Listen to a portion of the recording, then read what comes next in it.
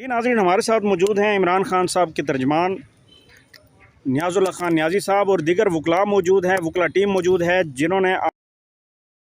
Supreme court में वो पेश हुए और विटनेस हैं कि समाअत किस तरह से आज इमरान खान साहब को रिलीफ मिला है और 8 केसेस जो हैं 9 मई के उड़ा दिए गए हैं।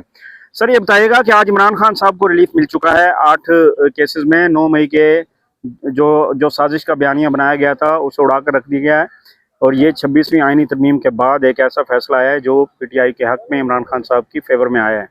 आप क्या कहेंगे इस हवाले से कि ये मेरिट पे हुआ फैसला? देखें दानिश साहब, वो तो मेरा ख्याल है पूरी दुनिया को पता चल गया कि इमरान खान के खिलाफ सारे केसेस जो बनाए गए थे वो झूठे केस हैं और एक आदमी को कंपेल किया जा रहा है कि वो कंप्रोमाइज़ करे सिस्टम के साथ, लेकिन वो पता है कि कंप्रोमाइज़ नहीं करेगा। आज के केस से ये साबित हो गया है कि प्रोसिक्यूशन फेल हो चुकी है,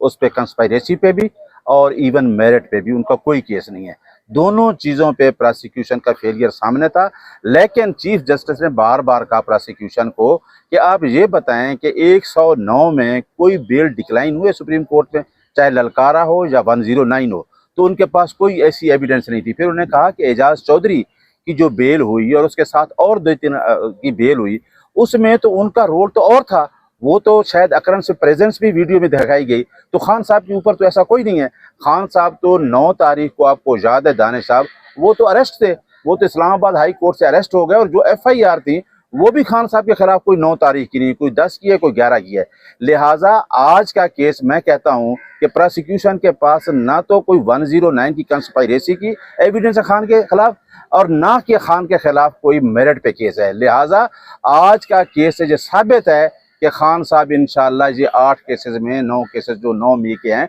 इसमें बरी होंगे, कोई एविडेंस नहीं है। सर, पहली गिरफ्तारी ही इमरान खान साहब की 9 मई केसेस में हुई थी जी, उसके बाद एक ना रुकने वाला सिलसिला शुरू हुआ सजाओं का और आज जो अब्दुल कादिर ट्रस्ट केस में, अल कादिर ट्रस्ट केस में जो है वो सजा याफ्ता हैं, सजा अपनी काट रहे हैं। अभी आप क्या समझते हैं कि ये जो एक केस बच गया जिसमें वो सजा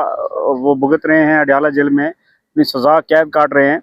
वो भी, उसमें भी कोई आपको रिलीफ मिल सकता है या नहीं मिल सकता? आप क्या समझते हैं? मैंने दानिश साहब पहले भी आपको बताया है